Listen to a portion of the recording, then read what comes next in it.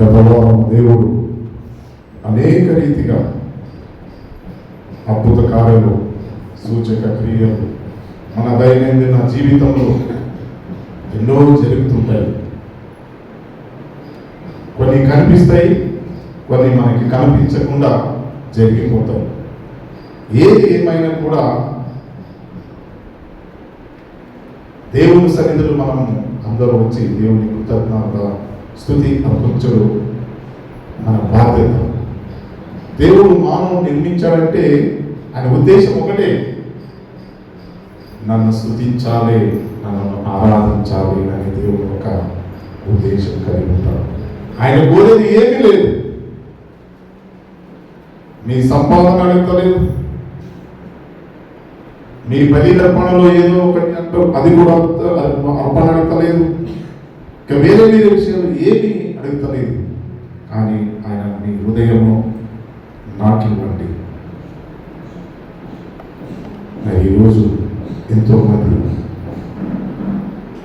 ఆయన హృదయం దేవుడి ఇవ్వకుండా వాళ్ళు నరకాలకి పాలైన వాళ్ళు ప్రపంచంలో ఎంతో మంది ఉన్నారు. వాళ్ళందరి కింద మనం ధన్యులు. ఈ ఒక్క భానువారం, ఆదివారం పరిశుద్ధ దినము మనం అందరూ కలుసుకొని దేవుని వాక్యం వినడానికి ఇచ్చిన ఈ ఒక్క సమయము, ఈ ఒక్క దినకాయి దేవునికి నేను కృతజ్ఞత స్తుతి చెల్లిస్తున్నాను. దేవుడు ఈ రోజు మనతో మాట్లాడిన విషయం, మానవుడు నిజంగా బలహీనుడుగా ఉన్నాడు. కొన్నిసార్లు దేవుడు కూడా మనం అనుకుంటున్నాము, దేవుడు కూడా ఎందుకంటే దేవుని లక్షణాలు మానవులు ఉన్నాయి కాబట్టి ఆయన తన స్వరూపమందు నిర్మించాడు కాబట్టి తన శ్వాసం మనకిచ్చాడు కాబట్టి ఆయన గుణ లక్షణం ప్రతి ఒక్క మానవునికి ఉంటాయి. నేను బలహీనలు ఉన్నప్పుడు దేవుడు కూడా అన్ని విషయాలు బలహీనతలు ఉన్నాయి.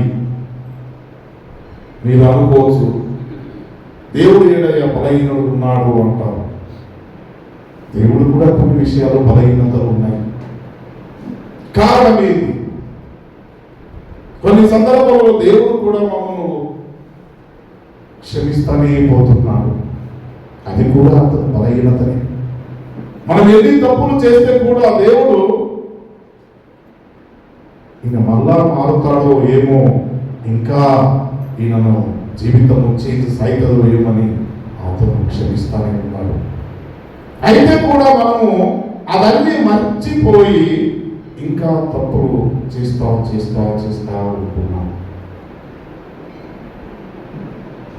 దానికి పులిస్టాప్ పెట్టట్లేదు. అందుకే మానవుడు లాస్ట్కి మరణం పాలవుతుంటాడు. అందుకే దేవుని వాక్యంలో, ఓ మరణమా నీ ముళ్ళెక్కడ, ఓ మరణమా నీ విజయం ఎక్కడ? మరణం యొక్క ముళ్ళు ఏది? పాపం. సోదరుడు, ఈరోజు మానవునికి ఒక ఏమున్నది బలహీనత? ఈరోజు మనం చదువుకుందాం. 2వ కొరింథీయులకు ఆల్రెడీ చదువుకున్నారు. 12వ అధ్యాయము 9వ వచనము మనం చదువుకుందాం. అందుకు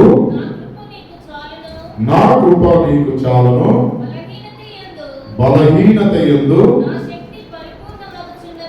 నా శక్తి పరిపూర్ణమాగుచున్నది అని ఆయన నాతో చెప్పెను. కాగా క్రీస్తు శక్తి నా మీద నిలిచి ఉండు నిమిత్తము విశేషముగా నా బలహీనత ఏంది బహు సంతోషంగా అతిశయపడదు.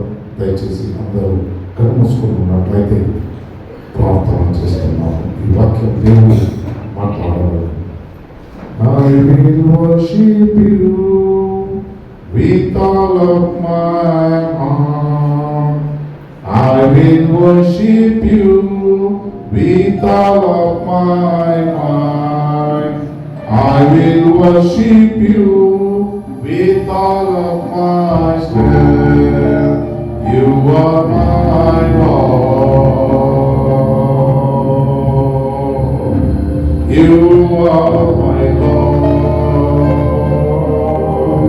You are my Lord.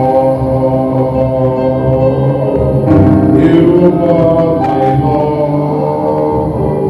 All power, all strength, more in my life, more power, more strength, more in my life. I will worship you with all of my heart. I will worship you with all of my mind. I will worship you with all of my strength. You are my God. You are my God. You are my God. You are my God. ప్రభువా, నిన్నని ఆరాధిస్తున్నాను, నిన్నని స్తుతిస్తున్నాను, నీ నామముని కనపరుస్తున్నాను.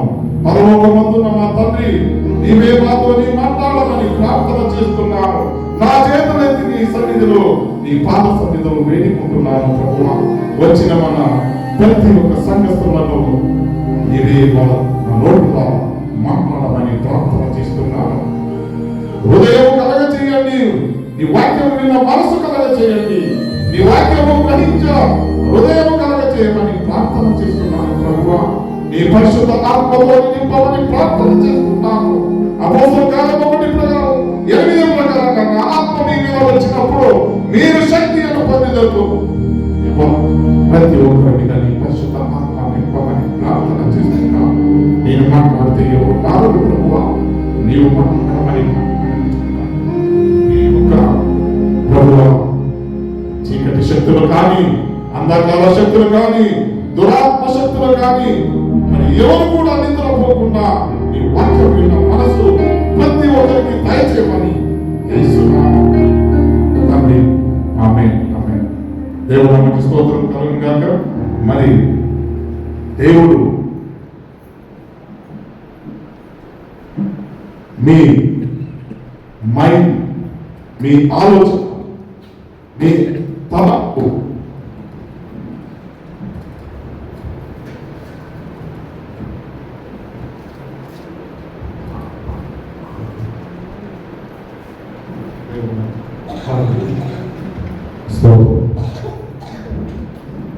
ఎప్పుడు కూడా సైతాను మరి ఆయన పని చేస్తున్నప్పుడు ఏదో ఒకటి డిస్టర్బెన్స్ చేస్తూ ఉంటాం. అది సత్యది. ఒక రాజు ఉంటాడు. ఆ రాజు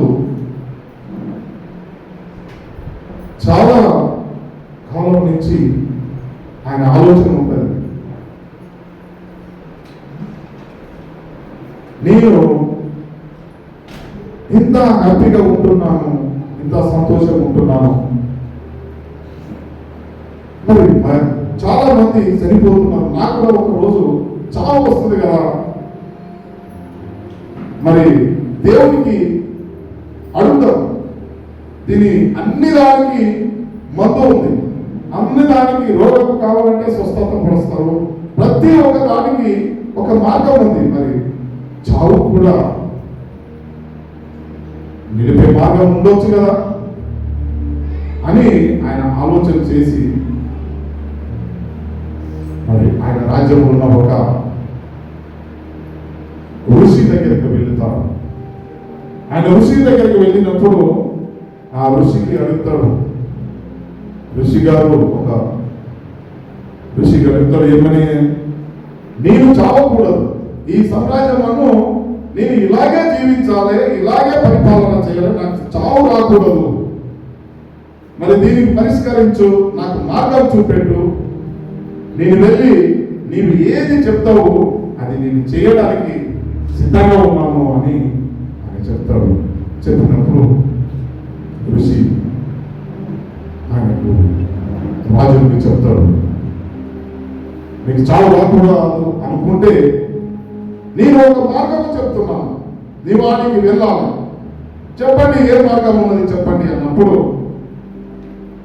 నేను వెళ్తుండగా అక్కడ దూరంలో 2 కొండలు కనిపిస్తాయి.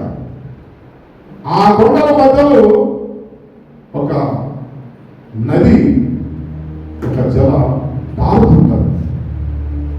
నీవు ఆ నీళ్లు తాగితే నీవు శాశ్వతంగా ఉంటావు అని ఆయనకి చెప్పాడు. నీవు ఆ జలము నీళ్లు తాగితే నీవు శాశ్వతంగా ఉంటావు, నీకు మరణం అనేది లేదు అంటాడు. అన్నప్పుడు సరే అనుకోని ఆ రాజు వెళ్తాడు, అడవికి వెళ్తుంటాడు, బయలుదేరాడు. 2 కొండలు దూరం కనిపిస్తాయి, ఆ దగ్గరికి వెళ్తుంటాడు. వెళ్ళినప్పుడు అక్కడ మధ్యలో నేను ఆయన చెప్పింది ఋషి ఏం చెప్పాడు, అక్కడ నీళ్ళు కనిపిస్తుంటాడు. కనిపించినప్పుడు ఆయనకు చాలా సంతోషం అవుతుంది. చాలు, నాకు నిత్య జీవము అంటే నాకు శాశ్వత జీవము నాకు దొరుకుతుంది కదా అనుకొని సంతోషంతో అక్కడికి వెళ్ళాలి, వెళ్ళి తాగాలి అనుకున్నప్పుడు అక్కడ ఎవరో ఒక పెద్ద కేకలు, సౌండ్, ఏడుపు వినిపిస్తుంది. ఏడుస్తూనే ఉన్నారు. వయసు అయిన వాళ్ళు ఏడుస్తుంటారు, పెద్ద గొప్పగా వాళ్ళు ఏడుస్తూనే ఉన్నారు.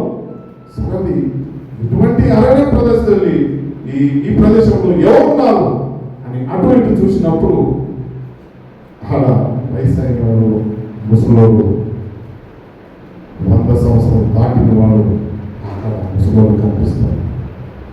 ఏమైనా ఇక్కడ వచ్చి నువ్వు ఏడుస్తున్నావు, ఏమైంది అని అతను అడిగినప్పుడు, అయ్యా నేను కూడా ఆ కనిపించే నీరు నేను తాగినప్పటి నుంచి నాకు చావు రాలేదు. నేను ఊళ్ళో 100 సంవత్సరాలు దాటిన నా పిల్లలు, నా మనుమలు వాళ్ళందరూ నా ఆస్తి అడుగుతున్నారు. నాకెవరు అన్నం కూడా పెట్టడానికి రెడీ లేదు. నన్ను ఊరు నుంచి నీవు సస్తలేదు, మాకు ఉన్న ఆస్తి అంతా మేము ఏదో చేసుకుంటాము కదా అనుకొని నన్ను అక్కడి నుంచి గట్టి వేసావు. నేను వచ్చి ఇక్కడ ఉన్నాను, నేను చావాలనుకుంటున్నాను, నాకు చావు రావట్లేదు. అన్నము మానేసిన, అన్నీ మానేసిన, అయితే కూడా నాకు చావు రావట్లేదు అని అంటారు. అన్నప్పుడు అయితే బాగుంటుంది, మళ్ళా నాకు ఈ ప్రాబ్లం వస్తుందని మళ్ళా రిటర్న్ వచ్చేస్తాను. మళ్ళా రిటర్న్ వచ్చి ఈ ముసలితనం నాకు వద్దు, ఈ ఒక వయసు నాకు వద్దు, నాకు యవ్వనం కావాలి, యవ్వనం ఉంటే నేను ఏదైనా చేయవచ్చు అనుకుని ఆశతో నేను వస్తాను. నేను షార్ట్గా చెప్తున్నాను. అదే విధంగా మళ్ళా ఆయన ఋషి చెప్పాడు, నీవు ఆ నది దాటిన తర్వాత ఒక చెట్టు ఉంటుంది, ఆ చెట్టు పండ్లు తింటే నీకు యవ్వనం వస్తుంది, నీకు యవ్వనం వస్తుంది. సరే అని మళ్ళా ఆయన వెళ్ళిపోతాడు. వెళ్ళినప్పుడు ఆ చెట్టు కనిపిస్తుంది.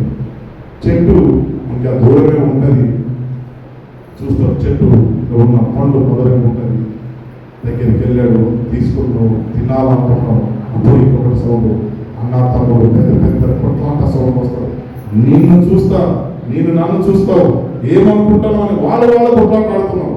ఎందుకయ్యా మీరు ఇంతవరకు కొట్లాడుతున్నారు? ఎందుకు అంటే మా తాత, మా డాడీ 200 సంవత్సరాలు అయిపోయింది, ఆయన కూడా ఈ నీళ్లు తాగి 200 సంవత్సరాలు అయింది అని ఇంకా పెట్టుకున్నాడు. ఇంకొకటి అడుగుతాడు, మా తాత వాడు 300 సంవత్సరాలు ఇట్లనే ఉన్నాడు. ఇంకొకటి 4 మంది 4 సంవత్సరాలు చెప్తారు. చెప్పినప్పుడు మాకు ఆస్తి లేదు, వాళ్ళంతా వాళ్ళే ఉండి వీడు ఇంకా 100 సంవత్సరాలు దాటితే ఇంకా మేమేం చేయాలి? ఈ స్టోరీ అర్థం ఏంటంటే మనకి కనిపించింది చావు అది మానవునికి అవసరం. యవ్వనం కూడా మానవ దేవుడు ఇచ్చడానికి మరణము చిన్న వయసు పెద్ద వయసు అనేక సార్లు మనం కూడా మన ఆలోచన ఎట్లా ఉంటారంటే మనము బాగానే ఉండాలని ఎప్పుడు కూడా ఇదే ఆలోచిస్తాయి. కొన్ని సందర్భాలు మీకు కష్టం వచ్చినప్పుడు మీరు అప్పుడు ఏమవుతారంటే నాకు ఎందుకయ్యా ఈ కష్టం వచ్చింది అని బాధపడుతుంటారు. ఈరోజు వాక్య సందేశంలో మనకి చూస్తున్నాం. ఈరోజు వాక్య సందేశంలో పౌలు ఎన్నో కష్టాలు అనుభవించారు. ఆయన కూడా ఒక ముళ్ళు ఉంది. దేవుని వాక్యంలో ఇద్దరు భక్తుల గురించి దేవుడు బైబిల్లో రాసినాడు. మొదటిగా మోషే దేవుడి సన్నిధిలో వచ్చి మోషే కూడా నెత్తివాడు, ఆయనకి మాటలు రాలేని ఇశ్రాయేలుని నడిపించడానికి దేవుడు ఆయన నేర్పున్నాడు. మరి పౌలు కన్ను కూడా సరిగ్గా పడదు. పౌలు కన్ను కూడా అని నేత్రం కూడా సరిగా లేదు. ఆయన ఎన్నో అద్భుత కార్యాలు చేశాడు, ఎన్నో సూచక కార్యాలు జరిపించాడు. కానీ తనకి దేవుడు ఒక ముళ్ళుగా పెట్టాడు. మన జీవితం కూడా కొన్నిసార్లు ఎటువంటి సందర్భాలు జరుగుతాయని మీకు సంఘంలో మనం తెలియపరుస్తున్నాం. ఈరోజు వాక్య భాగంలో మనం చూస్తున్నాం. నా కృప మీకు చాలును. ఎప్పుడు నీ ఇబ్బందులు ఇరుకులు ఉన్నప్పుడు అప్పుడు దేవుడు సన్నిధిలో వచ్చి మీరు ప్రార్థన చేసినప్పుడు దేవుడు మాట్లాడతాడు. అయ్యా నీవు ఎందుకు ఇంత బాధపడుతున్నావు, నాకు పనికి చాలు, నేను నీకు తోడుగా ఉన్నాను అని దేవుడు మనకి ఒక అష్యూరెన్స్ దేవుడు వాక్యంలో మనకి సెలవిస్తుంది. ఈరోజు వాక్యం ద్వారా మనం చూస్తున్నాము. 1 కొరింథీయులకు 10:11 మనం చూస్తున్నాము. సాధారణముగా మనుషులకు కలుగు శోధన తప్ప మరి ఏది మీకు సంభవించదు. మొదటిగా దేవుడు అన్నవాడు నమ్మదగినవాడు. రెండవ అంశంగా మీరు సహింపదగినంత చదవాలి.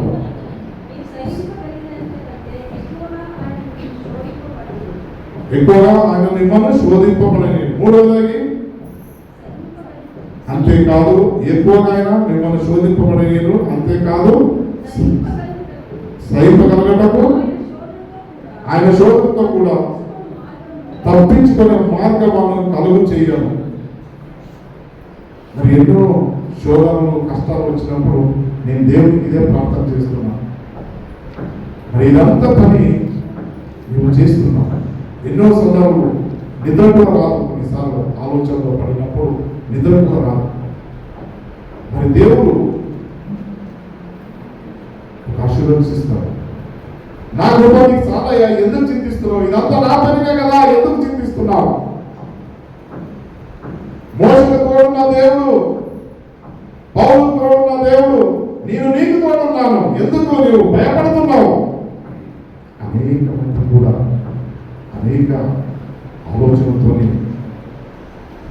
వాళ్ళ జీవితాలను పాడు చేసుకుంటున్నారు. చిన్న విషయాలే ఈ ఒక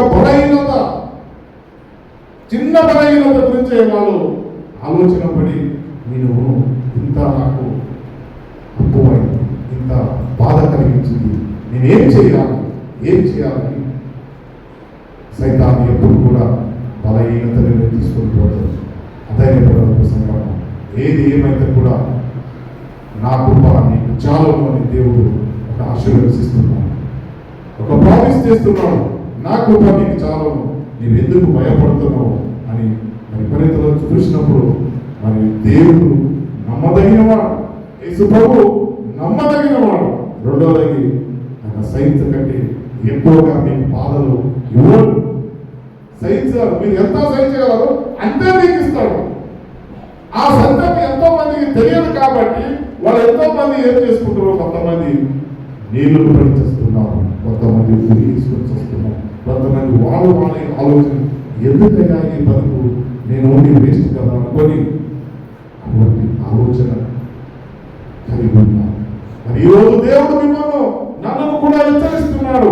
నీవు భయపడద్దు, నా కృప నీకు చాలయ్యా, ఎందుకు భయపడుతున్నావు అని దేవుడు నాతో మాట్లాడుతున్నాడు.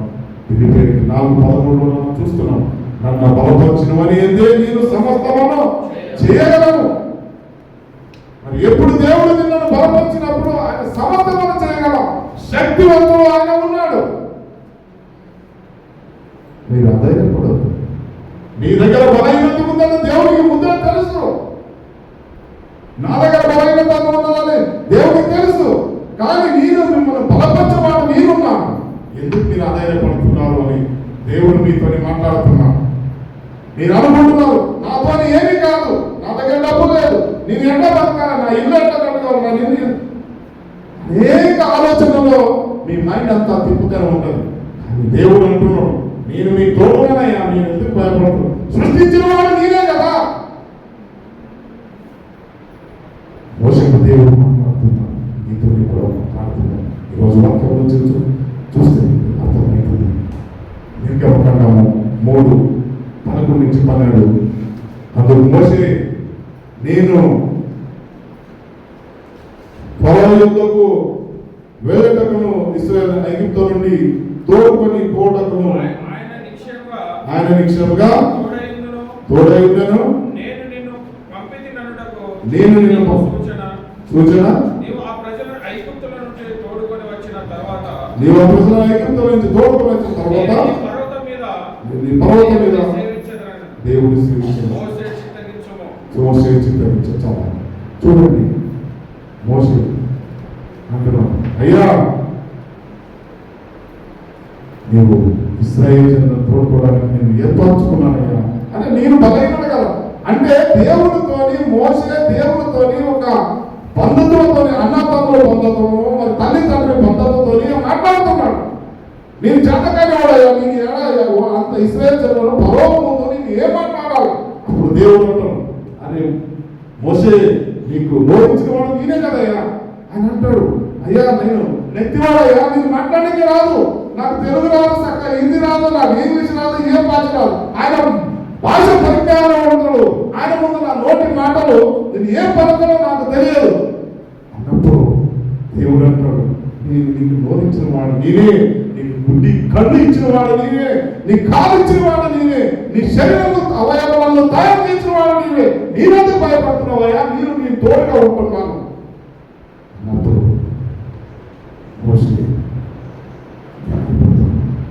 ఆ పరిస్థితిలో నీవు ఉంటే ఏం మాట్లాడుతున్నావు? నీవు ఉంటే ఏం మాట్లాడుతున్నావు? మామూలు యొక్క ముఖ్యమంత్రి దగ్గర పోయి మీరు మాట్లాడాలంటే తడపడేస్తున్నాం. ఒక చర్చ్ ముందు వాళ్ళు ఏదో అది చేసిన వాళ్ళు ఉంటే మాట్లాడడానికి కూడా తడపడిస్తున్నారు. ఒక పెద్ద మనుషుల ముందు మాట్లాడడానికి కూడా తడపడిస్తున్నారు. మరి దేవుడి ముందు మాట్లాడడానికి కూడా దేవుడు పర్మిషన్ మోషేకి ఇచ్చాడు.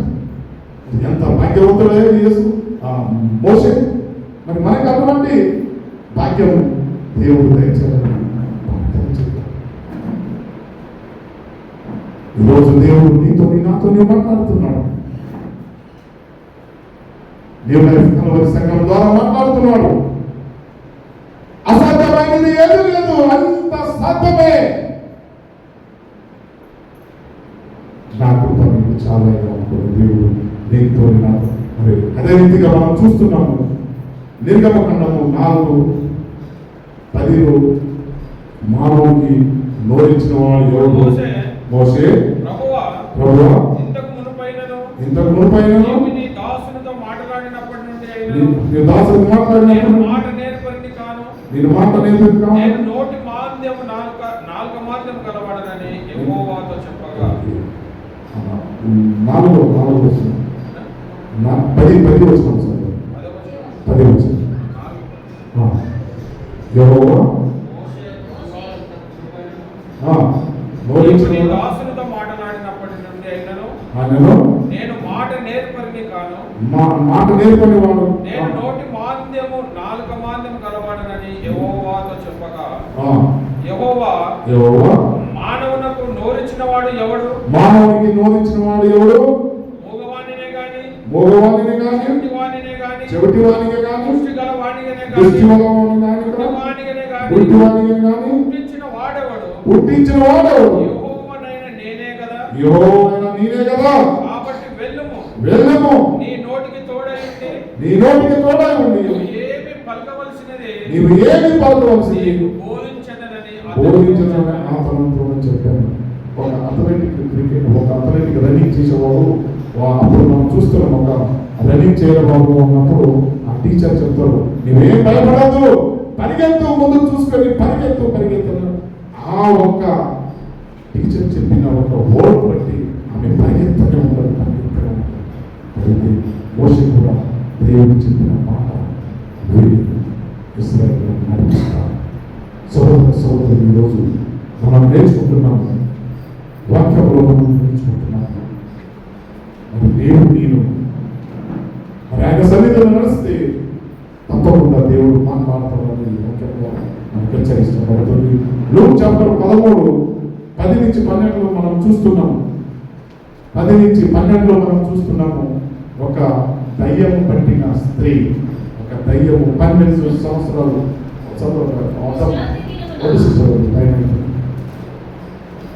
దయ్యము పట్టిన స్త్రీ 12 సంవత్సరాలు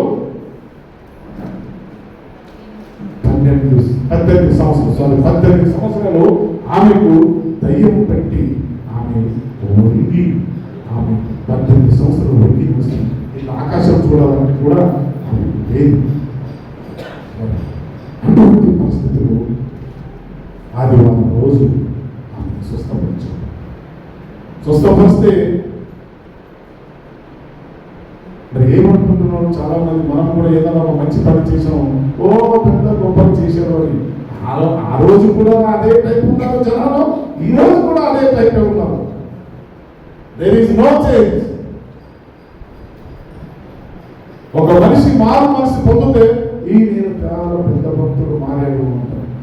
మారలేకపోతే వేరే ఓట్లు మాట్లాడతారు. కానీ సోదరు డోంట్ బోదర్ అదర్ పర్సన్. మీరు వేరే వాళ్ళ గురించి మీరు చూసి చింతించకండి, నేను నన్ను చూడండి, దేవుడి మాటలు వినండి, చూస్తే మారుతారు, మీ జీవితంలో మారుతారు. ఈరోజు దేవుడు నీతో నాతో మాట్లాడుతున్నాడు. ఈ వాక్యం ద్వారా మనందరినీ హెచ్చరిస్తున్నాడు. మరి జెఫన్యా చాప్టర్ 3:17 మనం చూసుకున్నాం. జెఫన్యా చాప్టర్, నీ దేవుడైన యెహోవా నీ మధ్యలో ఉన్నాడు. రెండవదాగి ఆయన శక్తివంతుడు. మూడవదాగి ఆయన మిమ్మల్ని రక్షించను. ఆయన బహు ఆనందంతో నీ యందు సంతోషించను. నీ యందు తనకున్న ప్రేమను బట్టి శాంతము వహించి నీ అందరి సంతోషం ఆయన ఆశించను. ఎప్పుడు హర్షిస్తారు తండ్రి దేవుడు అంటే నీ కుటుంబము సంతోషంగా సుఖంగా నగునగుగా సంఘానికి వచ్చినప్పుడు, నా పిల్లలు నా ఒక గూడికి వచ్చినారు, గూడు అంటే నా ఇంటికి వచ్చినారు, నా సన్నిధికి వచ్చినారు అనుకోండి, తండ్రి అయిన దేవుడు అప్పుడు చూసుకుంటారు మిమ్మల్ని అందరినీ. పిల్లలు మనవాడు అందరు కలిపి ఆలయానికి వచ్చినప్పుడు దేవుడు ఎంతో సంతోషిస్తాడు. మరి ఆ సంతోషము మీరు పొందాలంటే మీ పిల్లలతో కుటుంబంతో సన్నిధికి రావాలి. దేవుడు వాక్యం వింటే మీరు ఆశీర్వదించబడతారు అని మరి దేవుడు జెఫన్యా రాసిన పత్రికలో 3:17 మనం చూస్తున్నాం. నీ దేవుడైన యెహోవా నీ మధ్యలో ఉన్నాడు. చాలాసార్లు మన ఆలోచన, మీరు ఇట్లా వెళ్ళినప్పుడు నీ ఎంబడి ఏమైనా వస్తుందండి, మీ ఎంబడ మీరు ఒంటరిగా మీరు వెళ్ళి ఇట్లా చూడండి, మీ ఎంబడి ఏమైనా ఉంటుందా ఉండదని పరీక్షించారా? మీరు ఎవరైనా పరీక్షించారా? మీ వెనకాలే ఒకటి వస్తుంటారు. థ్యాంక్ యూ నీడే వస్తుంటారు. మనం ఎప్పుడు అనుకోవాలి, నా ఎంబడి ఆ నీడ ఎప్పుడు మీకు కనిపిస్తుంది, అప్పుడు వరకు దేవుడు మీకు తోడున్నాడు అని అనుకోవాలి. మీరు అట్లా అనుకుంటేనే మీరు సాటిస్ఫాక్షన్ ఉంటారు, సంతోషంగా ఉంటారు. ఎందుకు అనుకోవాలండి? నీడ కూడా దేవుడు ఉన్నాడు. నీడ అంటే దేవుడు కనిపించదు, అది కనిపించదు, దాక్కుంటాడు, ఫేస్ చూడలేము, ఏం చూడలేము. అందుకే నీకు తోడుగా నీ మధ్యలో నీవు ఉన్నాను. నువ్వు ఎక్కడ లేదు, నువ్వు సముద్రం మధ్యలో అక్కడ నీ నీడ ఉంటాడు. నువ్వు చెట్టు మీద ఎక్కువ నీకు నీడ కనిపిస్తుంది. మరి ఈ మాట మీరందరూ గ్రహించాలి. అందుకే మొదటిగా దేవుడు నీ మధ్యలో ఉన్నాడు. ఆయన శక్తివంతుడు, ఆయన శక్తివంతుడే. మనం ఏమి కోరుకుంటామో, మనం ఏమి అనుకుంటామో అది దేవుడు దయచేస్తాడు. మన జీవితంలో ఎప్పుడు కూడా కేర్లెస్, అలక్ష్య స్వభావము మిమ్మల్ని, మీ కుటుంబముని నాశనం చేస్తారు. గుర్తుపెట్టుకోవాలి. మీరు when you are careless in your life, you are losing something, you are losing something. మీరు జీవితంలో కూడా ఎదగలేరు, మీరు జీవితంలో కూడా సంతోషపడలేరు. మీ జీవితం అంతా ఏముంటుందంటే మీ జీవితం అంతా దుఃఖమేనే ఉంటుంది.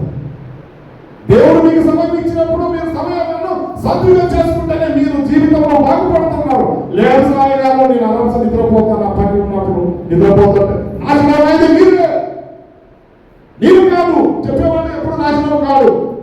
విన్నవాడు మీరు బాగుపడితే మీ కుటుంబం బాగుపడుతుంది, మీరు బాగుపడతారు, మీ సంఘం బాగుపడుతుంది. అప్పుడు మీరు బాగుపడతారు. ఏదో చెప్తున్నాయి గారు, ఏదో చెప్పి పోయి అంటావు. అదే ఉన్నది, చెప్తాను పోతాను. నీకు నాశనం అయింది మీరే. మీ నిద్రపోతుంటే మీరు నాశనం అయిపోతారు, మీరు కాదు. సంగమా హెచ్చరిస్తున్నాడు దేవుడు, నీతో నాకు నీ మధ్యలో ఉన్నవాడు నేనే. నీకు ఆ భయం ఉండాలి. నీ దేవుడు సన్నిధిలో కూర్చున్నాను, నేను నిద్రపోతాను. మీరు ఎందుకు వచ్చావు ఈ సంఘానికి? దేవుడు సంఘానికి వచ్చి నీ నిద్రపోతే వాట్ ఇస్ ద యూస్? నీ మధ్యలో దేవుడు ఉన్నాడు కాబట్టి నిద్రపోకుండా ఉండాలి. ఆ గ్రహించాలి. మీరు సత్యవాడు ఏ రోజు మీరు గ్రహిస్తారు, శక్తి మీ మీద వస్తుంది. మీరు శక్తి అనేది మీ మీద వచ్చినప్పుడు మీ జీవితంలో, మీ కుటుంబంలో అద్భుత కార్యాలు జరుగుతాయి. అయ్యా మా కుటుంబంలో ఎప్పుడు రోగం ఉన్నదయ్యా, మా కుటుంబంలో ఎప్పుడు ఫైనాన్షియల్ ప్రాబ్లం ఉన్నదయ్యా, మా కుటుంబంలో ఎప్పుడు అప్పులే ఉన్నదయ్యా. అప్పు ఉండడానికి కారణము మీరే, బాధపడడానికి కారణము మీరే. మీరు సరైన రూట్లో సరైన వాక్యములను విన్న కారణము వలన మీ జీవితము ఈరోజు బాధపడతారు. కానీ దేవుడు చెప్తున్నారు, నేను నీకు తోడున్నానయ్యా, నాకు నీకు చాలు. నీవు ఎన్ని అప్పు ఉంటే కూడా తీర్చేవాడు నేను, నీకు బలము శక్తి ఇచ్చేవాడు నేనే, నీకు తోడుకున్నాడు నేనే. నేనెందుకు భయపడుతున్నావు? I am with you always even the end of your life. నీ జీవిత కాలమంతా నేను నీకు తోడుకుంటున్నా. నేనెందుకు భయపడుతున్నా? అప్పుడు భయపడవద్దు, ఇంకా వేరే విషయంలో భయపడవద్దు. నువ్వు దేవుని యందు భయభక్తి కలిగి ఉండు. ఉంటే జ్ఞానానికి మూలం దేవుడే. అదంతా దయచేస్తాడని దేవుడు నీతో నాతో మాట్లాడుతున్నాడు. అప్పుడు నేను ఆయనలో ఉన్నప్పుడు ఆయన మిమ్మల్ని రక్షిస్తాడు. ఆయన మిమ్మల్ని రక్షిస్తాడు. ఎప్పుడు రక్షిస్తాడు? ఆయన మీ మధ్యలో ఉంటున్నాడు. ఆయన మాట విన్నప్పుడు మిమ్మల్ని నన్ను రక్షిస్తాడు. ఆయన మాట విన్నప్పుడే మిమ్మల్ని రక్షిస్తాడు. నా మాట వినలేనప్పుడు నేనెందుకు నీకు సహాయం చేస్తాను అంటాడు. నా మాటలు, నా జాడలు నీవు నడవలేనప్పుడు నేనెందుకు నీకు సహాయం చేస్తాను? నేనెందుకు నిన్ను రక్షిస్తాను? నేనెందుకు నీ కుటుంబం సంతోషపరుస్తాను? నో, నేను సైతానికి అప్పచెప్పిన నీ కుటుంబము. నీ ఇంట్లో శాంతి ఉండదు, నీ ఇంట్లో సమాధానం ఉండదు, నీ ఇంట్లో సంతోషం ఉండదు. ఎప్పుడు మాట, ఎప్పుడు మాట, ఎప్పుడు సంతోషం ఉండదు. సోదరి ఈరోజు నాతో నీతో మాట్లాడుతున్నాను. ఎప్పుడు సంతోషం ఆయనలో ఉన్నప్పుడు శాంతము, నెమ్మది, సుఖము దయచేస్తామని. మరి కీర్తనలు 18:28 నా సమయానికి కంప్లీట్గా క్లోజ్ చేస్తాము. కీర్తనలు 18:28 నా దీపమును వెలిగించువాడవు నీవే, నా దీపమును వెలిగించువాడవు నీవే, నా దేవుడైన యెహోవా చీకటిని నాకు వెలుగుగా చేయను, చీకటి నాకు వెలుగుగా చేయను. చీకటి దావీదు మహారాజు జీవితంలో దేవుడితో ఉన్న మంచి రిలేషన్షిప్ ఎన్నోసార్లు చీకటి నుంచి ప్రతిపించుకున్నాడు. ఎన్నో సందర్భాలు సోదర సోదరు మీ జీవితంలో కూడా అనుకోకుండానే అనుకోలేనప్పుడు కూడా కొన్ని శోధనలు బాధలు ఇబ్బందులు వస్తూనే ఉంటాయి. అందుకే దేవుడు మాట్లాడుతున్నాడు, నా దీపము వెలిగించువాడు నీవే. నా దేవుడైన యెహోవా చీకటిని నాకు వెలుగుగా చేయును. చీకటిని నాకు వెలిగించును. ఎప్పుడు ఆయన సన్నిధిలో వచ్చి మీరు ప్రార్థన చేస్తారు, బలమైన విశ్వాసంతో ప్రార్థన చేసినప్పుడు మీ కుటుంబమును వెలిగించువాడు ఆయననే. మీ కుటుంబమును వెలిగించువాడు ఆయననే. ఇది ఒక పాట ఉన్నాడు, అది సమయం లేదు అన్న పాడాలి. పాట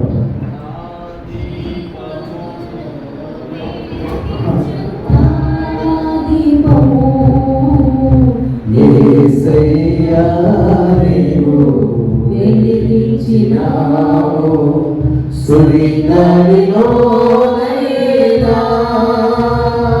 జడివానలోనైనా ఆరిపోతులే నీవు వెలిగించిన దీపము. నీవు వెలిగించిన దీపము, నీవు వెలిగించిన దీపము, నా దీపము యేసయ్యా నీవు వెలిగించినావు సుడిగాలిలోనైనా జడివానలోనైనా ఆరిపోతులే నీవు వెలిగించిన దీపము. నీవు వెలిగించిన దీపము, నీవు వెలిగించిన దీపము, ఆరని దీపమై దేవుడు స్తోత్రమని వెలిగించును. ఎంత గాలి వస్తే కూడా, ఎంత తుఫాను వస్తే కూడా ఈ దీపం వెలుగుతూనే ఉంటాయి. కుటుంబంలో ఎన్నో శోధనలు, ఎన్నో బాధలు, ఎన్నో కష్టాలు మీకు వస్తే కూడా దేవుడు మీకు తోడు ఉన్నప్పుడు దేవుడు వెలిగిస్తాడు. మీ కుటుంబాలను వెలిగిస్తాడు. మీ పిల్లలను వెలిగి దీపంగా చేస్తాడు. మీ పిల్లలు మంచిగా పోషణ దేవుడు తీసుకొని వెళ్తాడు. మీ బలమైన నమ్మకం దేవుడి మీద మీరు ఉంచాలి. ఈ 2వ సామెతలు 12:1-8 మనం చూస్తాం. దావీదు చాలా పశ్చాత్తాపడ్డాడు. 12:1 కావున యెహోవా నాతాను దావీదు వద్దకు పంపెను. నాతాను దావీదు అతడు వచ్చి అతడు దావీదుతో ఇట్లనెను, దావీదు నిన్నడు ఒక పట్టణమందు ఇద్దరు మనుషులుండిరి. పట్టణమందు ఇద్దరు మనుషులుండిరి. ఒకడు ఐశ్వర్యవంతుడు, ఒకడు ఐశ్వర్యవంతుడు, ఒకడు దరిద్రుడు. ఒకడు దరిద్రుడు. ఒకడు ఐశ్వర్యవంతుడు, ఒకడు దరిద్రుడు. మీకు ఇవన్నీ స్టోరీ మీకు తెలిసిన విషయం. ఇప్పుడు దావీదు పశ్చాత్తాపడ్డాడు. దేవుడు నాతాను పంపించాడు. ఆయన దగ్గర పంపినప్పుడు ఒక స్టోరీ చెప్పడానికి సులువు చేశాడు. ఒక ఐశ్వర్యవంతుడు, ఒక దరిద్రుడు. మరి వాళ్ళు స్టోరీ చెప్తూ ఉన్నాడు. ఐశ్వర్యవంతునికి అనేక రీత మేకలు, అనేక సిరి సంపదలు ఉన్నది. దరిద్రుల దగ్గర ఏమున్నది? ఆయనకు ఒకటే ఒక ఆడుగోరె ఒకటి ఉంది. ఆ ఆడుగోరె ఆయన ఎంత ప్రేమగా పెంచుకుంటున్నాడు. ఆయన ఎక్కడికి వెళ్తాడో మీరు అబ్జర్వ్ చేసే ఉంటారు. ఒక పిల్ల, కుక్క పిల్ల పెంచుకున్నారు, కానీ ఒకరు ఇప్పుడు గొర్రె పిల్ల పెంచుకోరు. కుక్క పిల్లలు, క్యాట్, వాటర్ క్యాట్, కుక్క పిల్లలు అనుకోండి, వాళ్ళు ఎంతగా ప్రేమతో పెంచుకుంటారు. ఆ కుక్కను వాళ్ళు ఎవరో కొడితే అని వాళ్ళు ఇమీడియట్ గా మనకు రియాక్షన్ అయిపోతారు. పేదవాడు, వాడు దరిద్రుడు, ఆయన అనేక పనులు పెంచుకున్నప్పుడు దాని ఎంత ప్రేమతో ఆయన ఎక్కడ పడుకుంటుంది, ఆయన ఎక్కడ పడుకుంటాడు అక్కడ వచ్చి అది కూడా పడుకుంటుంది. ఆయన ఏం తింటాడు ఆయన ప్లేట్లో వచ్చి అది కూడా నిలబడితే ఆయన కూడా తినబెడుతుంటాడు. అంత కాబట్టి అంత ప్రేమగా పెంచాడు. మేము కూడా చూస్తుంటాం, కొంతమంది కుక్క పిల్లలు పెంచినప్పుడు వాళ్ళ పేరు మీద కూడా వాళ్ళెవరు ఏమంటాము, మేము ఈ కుక్క పిల్లలు పెంచుకుని ఇవన్నీ ఎన్నికలు అన్నీ పడతాయి, వీళ్ళు ఎట్లా ఉంటారో అని మేమంటాం. కానీ వాళ్ళు దాన్ని ప్రేమిస్తాం. అది ఏది చేయాలి కానీ అది ప్రేమతోనే చేస్తుంటాం. అది మనకి అది మంచిగా తెలియదు, కానీ తన పిల్లలు తన ఓకే అనలేక తన పిల్లలు తనకి ఓకే పిల్లలు వాళ్ళు ఎంత ప్రేమించి ఆయన పెంచుతున్నప్పుడు రాజు ఆయనకు దీని మీద కన్ను పడతాడు. అదంత అందరికీ తెలిసిన కన్ను పడిపోయాడు. పేదల దగ్గర ఉన్న ఆ దరిద్రం దగ్గర ఉన్న ఆ మేకపు ఆయనకు ఆశపడుతుంది. చూడండి, జీవితంలో చాలా మంది జీవితంలో ఇలాగే ఉంది. మరి రాసించి ఆ మేకపిల్ల ఎట్లా చేసి అది తప్పిస్తాం, దేని గురించి అది అర్థం చేయాలనుకుంటాం. మరి తన దగ్గర 100 ఉన్నాయి, దాంట్లో ఒకటి ఇవ్వచ్చు కదా, ఆ దరిద్రమది తీసుకొని పంపించాలి. మళ్ళా వాడు దరిద్రంగా ఉండాలన్నది ఇటువంటి ఆశ.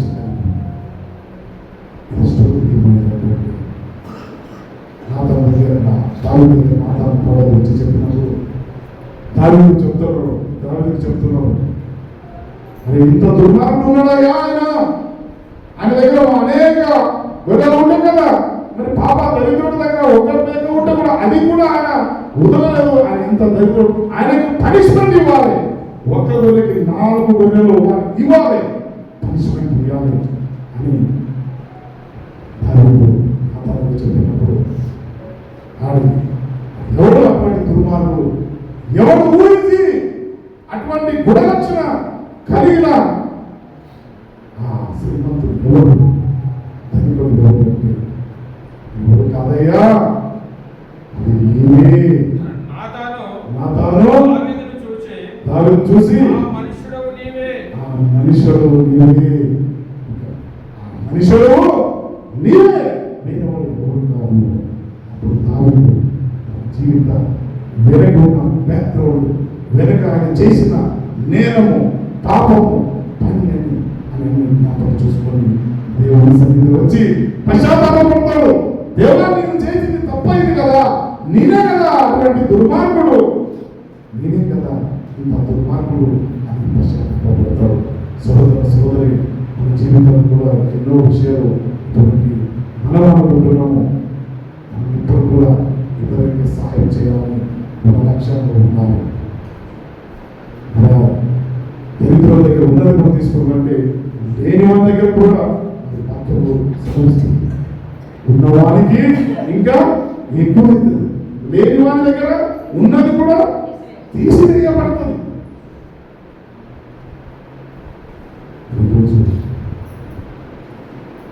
నా దగ్గర ఎలాంటి బలహీనత ఉంది, నేను నీకు పరీక్షించుకోవాలి. నా దగ్గర ఎలాంటి బలహీనత ఉన్నది తెలుసుకోవాలి. దాని దగ్గర కూడా బలహీనత ఉన్నది. ఆయన కూడా దేవుని భక్తి కలిగిన వాడు అయితే కూడా ఆయన బలహీనత ఎప్పుడు ఆయన దేవుడు సన్నిధిలో వచ్చాడు, దేవుడు ఆయన తోడు నిలిచాడు. ఇప్పుడు ఆ బలహీనత ఏమైంది, ఈయన బలవంతమవుతున్నాడు. దేవుడు ఆయన తోడున్నప్పుడు ఆయన బలవంతమవుతాడు. ఈరోజు దేవుని వాక్యంలో మనం చూస్తున్నాం. సోదరులు మీరు బలవంతులు కావాలి, మీరు శక్తివంతులు కావాలి, కుటుంబంలో సంతోషం కావాలి అన్నప్పుడు యేసు ప్రభువును మీరు సొంత శక్తిని అంగీకరించి మీరు వెనకాలి బలకాన్ని తిరగకుండా నీపైన మార్గంలో నడిచినప్పుడే దేవుడు మీకు బలము, శక్తి, ఐశ్వర్యము, అంతస్తులు ఇస్తాడు. ఏముందండి అప్పుడు మనం మా అంటే ఒక 50 లక్షలు ఉంటుంది, ఓట్లు 100 కోట్లు ఉన్న వాళ్ళు ఉన్నారు. మీరు ఎందుకు చింతిస్తున్నారు? 100 కోట్లు అప్పు చేసిన వాళ్ళు ఉన్నారు, వాళ్ళకి ఏమీ లేదు. చిన్నదాని గురించి భయపడదు, దేని గురించి కూడా దిగపడవద్దు. నేను మీకు తోడే ఉన్నాను. దావీదున్న దేవుడు, మోషేకు తోడున్న దేవుడు, మరి నాకు కూడా పౌలు తోడున్న దేవుడు కూడా నాకు తోడున్నాడని ధర్మంగా నమ్మాలని అందరికీ విజ్ఞాపన చేస్తున్నాను.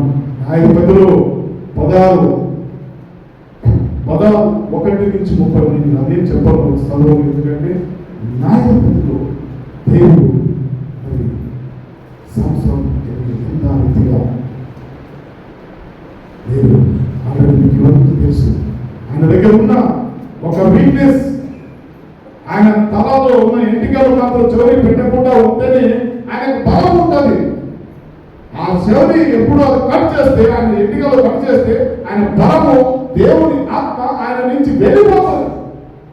ఎందుకు చెప్తుందంటే మనము కూడా ఎప్పుడు దేవుడితో ఉన్నప్పుడు పొరపాటు కూడా ఏదో పొరపాటు చేస్తే దేవుడు బలము మన దగ్గర నుంచి వెళ్ళిపోతుంది. నీవు ఏ అద్భుత కార్యాలు చేయలేవు, ఏ సూచక కార్యాలు చేయలేవు. బికాస్ ఆఫ్ నీ దగ్గర ఉన్న పరిశుద్ధాత్మ వెళ్ళిపోయి ఆ రోజు ఎలియా మోయించింది ఎవరిని? సంసోనుని మోయించింది. నీ శక్తి ఎక్కడ ఉన్నది? నీ సీక్రెట్ ఎక్కడ ఉంది? Where is your secret? మనం కూడా అనేక మంది అడుగుతుంటారు, ఏమయ్యా మీది ఇట్లా ఎదగడానికి కారణం ఏంటి? మీ సీక్రెట్ ఎక్కడ ఉంది? ఏదో సంథింగ్ జరిగిందేమో, ఏదో సంథింగ్ మీకు దొరికిందేమో, ఏదో మీకు గంట పూట దొరికిందేమో, మీరు ఇవన్నీ ఆదాయం కడుతున్నారు, ఫారెన్ నుంచి ఏమైనా వచ్చిందేమో, ఏదో చేస్తున్నారు అని అనేక మంది అనేక క్వశ్చన్లు అడిగేవాళ్ళు లోకంలో లేదనుకుంటారా? ఉన్నారు. మన సీక్రెట్ ఒకటి, దేవుడు మనం యేసు ప్రభువును నమ్మినాము కాబట్టి 0 నుంచి దేవుడు మనకి 100కు రేంజ్కు తీసుకొని వెళ్ళేవాడు ఆయన ఉన్నాడు. చూస్తున్నాం సంసోను అడుగుతుంది దేవిగా, అవునయ్యా 3-4 సందర్భాలు చేసింది, నా సందర్భం చెప్తున్న సమయం లేదు కాబట్టి ఆయన తల ఎండిగా, నీ సీక్రెట్ ఏముందయ్యా సంసోను? ఆమె అనుదినము మాటల చేత బాధించి తొందరపెట్టుచున్నందున ప్రాణం విసికి చావగోరెను. చూడండి, ఆయన రోజు అడుగుతున్నాను, ఏడుందయ్యా, ఎన్నో ఘటనలు జరిగిన తర్వాత లాస్ట్కి ఒకటే చెప్పాను, లాస్ట్కి ఆయన అప్పుడు అతడు తన అభిప్రాయమంతా తెలియజేసి, తల్లి గర్భం నుండి పుట్టినది మొదలుకొని తల్లి గర్భం నుంచి పుట్టిన దేవునికి నాజీరు చేయబడిన దేవునికి నాజీరు చేయలేదు, నా తల మీదకి మంగళగతి రాలేదు, నా తల మీద మంగళగతి రాలేదు, చారము చేసిన యెడల నా బలము నాలో నుండి తొలగిపోయి. ఎప్పుడు ఇదంతా మంగళగతి అంతా తీసిన తర్వాత తల ఎంటికలు బోడినెత్తి తీస్తే నాకున్న శక్తి వెళ్ళిపోతుంది. ఇదొక సీక్రెట్ కూడా చూద్దాంలే అనుకొని మరి ఆమె తెలియ తన పరివారం వారు ఎవరు మోసం చేస్తుంది, వాళ్ళందరూ సైన్యంలో పెట్టించారు. ఇది ఒక్కసారి చూడండి అయ్యా, ఆయన నిజం పలికాడు ఎన్నిసార్లు, 3 సార్లు కూడా చెప్పాడు, కానీ ఆయన తనలో ఉన్న సీక్రెట్ చెప్పలేదు. మన ఇంట్లో అయితే కొంచెం టక్కున చెప్పేస్తాం, ఓ మా ఇంట్లో అది చేస్తున్నాం, మా ఇంట్లో ఇది ఉంది, మా దగ్గర 10,000 ఉన్నాయి, మా 20,000 ఉన్నాయి, లక్షలు ఉన్నాయని పక్కవాళ్ళకి చెప్పేస్తాం. నైట్ వాళ్ళు దొంగతనానికి వచ్చేస్తాం. దయచేసి ఏ సీక్రెట్ ఉంటే కూడా మీ సీక్రెట్ మీ దగ్గర ఉంచండి, మీ సీక్రెట్ ఎప్పుడు కూడా చెప్పొద్దు. మరి ఆయన ఎంత వరకు చెప్తే అంత ప్రాణం వచ్చినప్పుడు ఆయన తన సీక్రెట్ చెప్పేసి అప్పుడు వాళ్ళందరూ వచ్చారు. వచ్చి ఆయన నిద్రపోతుండగా మీరు మొత్తం బోర్డు చేశారు. అప్పుడు తెలియ చెప్తుంది, మోసం చేసి కానీ సంసారం లేవయ్యా, లేవు, వాళ్ళు వచ్చినారు, నిన్నను తోడుకోవడానికి వచ్చినారు, ఫిలిష్తీయులు వచ్చినారు, లేవు అంటే అడగేస్తాడైనా దేవుని ఆత్మ ఆయన నుంచి వెళ్ళిపోయింది. వెళ్ళిపోయిన తర్వాత అప్పుడు ఆయన తీసుకొని ఆయన మాన శిక్ష వరకు తీసుకొని పోతారు. కానీ దేవుడు దయమేడు కనుక దేవుడు నాకు పని చాలయ్యా అన్నాడు కాబట్టి ఎన్నిక వరకు కూడా దేవుడు ఆయనకు తోడున్నాడు. లాస్ట్కి కొన్ని రోజుల తర్వాత ఎన్నికలేమని చిగురు వచ్చినాయి. చిగురు కొంచెం వచ్చినప్పుడు ఆ ఒక సందర్భంలో దేవుడు శక్తి దయచేసాడు. అప్పుడు సంసోను ప్రభువా దయచేసి నన్ను జ్ఞాపకం చేసుకోము. దయచేసి నన్ను జ్ఞాపకం చేసుకోము. దేవా దేవా దయచేసి ఈసారి మాత్రమే ఈసారి మాత్రం నన్ను బలపరచుము. నన్ను నా బలపరచు. రెండు కన్నుల నా నిమిత్తము రెండు కన్నుల నిమిత్తము ఫిలిష్తీయులకు ఒకమారే దండించి ఫిలిష్తీయులు ఒక మారు పగ దండెత్తి తీర్చుకోమని పగ తీర్చుకోమని యెహోవాకు మొరపెట్టి యెహోవాకు మొరపెట్టాడు. చూడండి, దేవుడు పగ తీస్తాడు. మనం ఆయనలో ఉంటే తప్పకుండా మన గురించి ఆయన పగ తీస్తాడు. దేవుడు ఉన్నాడు. మరి ఈరోజు దేవుడు నాతో మీతో మాట్లాడుతున్నాడు. సంగమా, ఈరోజు నాతో మీతో మాట్లాడుతున్నాడు. మరి మన నైతికంగా దేవుడు స్తోత్రం. తిమోతి 5:23 ఇది ఒక మాట చెప్తున్నాను.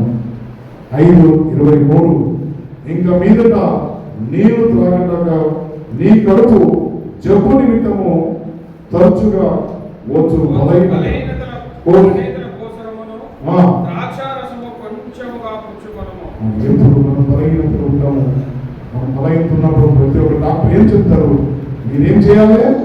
చోటు పదాలు పండ్లు తాగాలి, చోటు తినాలి, పండ్లు తినాలి, మనకి శక్తి వస్తుంది. మరి మనం కూడా మన జీవితంలో బలహీనత అంటే దేవుడు వాక్యంలో బలహీనత ఉన్నప్పుడు దేవుడు వాక్యం మనం చదవాలి. చదివినప్పుడు దేవుని ఆత్మ నీ మీద శక్తిగా ఇస్తాడు. మరి దేవుడు ఆత్మ శక్తి గుమ్మరిస్తాడు అని దేవుడు వాక్యం సెలవిస్తుంది. అదే రీతిగా 1 కొరింథీయులకు 1:25 లాస్ట్ మాట్లాడుతున్నాను. 1 కొరింథీయులకు దేవుని వెర్రితనము మనుష్య జ్ఞానం కంటే జ్ఞానం గలది, దేవుని బలహీనత మనుషుల బలము కంటే బలమైనది. మరి ఇక్కడ నేను చూస్తున్నాను. మరి మీరు ఆలోచన చేస్తున్నాను. దేవుడు కూడా బలహీనది. దేవుడు కూడా మరి మీరే డిసైడ్ కావాలి. నేనేమన్నాను? దేవుడు వెన్నువాడు ఉన్నాడా లేదా, బలహీనలో ఉన్నాడా లేదా, నేను ఆలోచన చేయాలి. ఎందుకంటే దేవుడు కూడా ప్రతిసారి మనం క్షమిస్తానే పోతున్నాం. మనం క్షమిస్తాం. మనమైతే ఒకసారి క్షమిస్తాము, 2సారి క్షమిస్తాము, 10సారి క్షమిస్తాము. ఏం పని పడలేదు అని చేసిందే చేస్తూ ఉంటాం. కానీ మన దేవుడు మాత్రము క్షమిస్తూనే ఉన్నాడు. మరి అతను కూడా ఏమున్నాడు? బలహీనంగా ఉన్నాడా లేదా? మీరే చెప్పాలి. ఇంకా నేను నాకు తెలిసిన బట్టి వాక్యం ప్రకారంగా దేవుడు కూడా బలహీనుడుగా ఉన్నాడు. ఎందుకు బలహీనుడుగా ఉన్నాడంటే మీ పాపల గురించి పాపం మోయడానికి బలవంతుడుగా ఈరోజు దేవుడు వాక్యం మనం చూస్తున్నాం. దేవుడు కూడా వెర్రితనం ఉందా? దేవునికి వెర్రితనం ఉందా? మీరు ఆలోచన చేసుకోవాలని మరి ఈ రీతిగా కొరింథీయులు 15:55 మరణమా నీ విజయం ఎక్కడ? ఓ మరణమా నీ మూలం ఎక్కడ? మరణములు పాపము, పాపమునకు బలము ధర్మశాస్త్రం. ఈ ధర్మశాస్త్రం కొట్టి వేయడానికి యేసు ప్రభువు ఈ లోకానికి వచ్చారు. ఇప్పుడు ధర్మశాస్త్రము ఓల్డ్ టెస్టిమెంట్, ఓల్డ్ దాంట్లో ధర్మశాస్త్రం ఉంది, 10 ఆజ్ఞలు పరిపాలిస్తుంది. కానీ కొత్త న్యూ టెస్టిమెంట్ యేసు ప్రభువు వచ్చిన తర్వాత ధర్మశాస్త్రము నెరవేర్చడానికి వచ్చాడు. ధర్మశాస్త్రమును నెరవేర్చడానికి మరి ఈరోజు మనం చూస్తున్నాం. నెరవేర్చాలంటే మరి దేవుడు ఎంతవరకు గ్రహించాడు. మన గురించి, మన పాపల గురించి ఆయన కలవరి పైన చింతించాడు. మరి నాలో నీలో ఉన్న ఒక వీక్నెస్, బలహీనత, ఆ బలహీనత తీయడానికి యేసు ప్రభువు దేవుడు మానవ రూపంగా ఈ లోకానికి వచ్చినాడు. ఈరోజు వాక్యం విన్న ప్రతి ఒక్క సంఘస్థులకు నేను మనవి చేసుకుంటున్నాను. మీరు బలహీనతలు ఉన్నారని దేవుడికి తెలుసు కాబట్టి మీరు ఆయన ఏదో నమ్మకంగా ఉంటే దేవుడు మిమ్మల్ని కుటుంబాన్ని దీవిస్తాడు, ఆశీర్వదిస్తాడు. దేవుడు నామకి స్తోత్రం. కాబట్టి దేవుడు ఈరోజు అందరితో మరి ఆయన మాట్లాడినందుకు దేవుడు స్తోత్రం. ప్రార్థన చేద్దాం. పరిశుద్ధుడా స్తోత్రములు చెల్లిస్తున్నాం. నువ్వు మాట్లాడినావు, మా హృదయమును కదిలించినావు. ఈ మాటల ద్వారా అనేక రీతిగా ప్రభావ మా జీవితం మార్చుకోవడానికి మీ వాక్యం ద్వారా హెచ్చరించినందుకు స్తోత్రములు చెల్లిస్తున్నాం. వచ్చిన మా సంఘస్థులను దీవించండి, ఆశీర్వదించండి. ఇంకా అనేక మంది మీ వాక్యాన్ని వినడానికి, సంఘానికి రావడానికి ప్రతి ఒక్కరు మనసు ప్రేరేపణ కలగచేయడానికి ప్రభువైన యేసు నామమున వేడుకుంటున్నాను తండ్రి. ఆమేన్.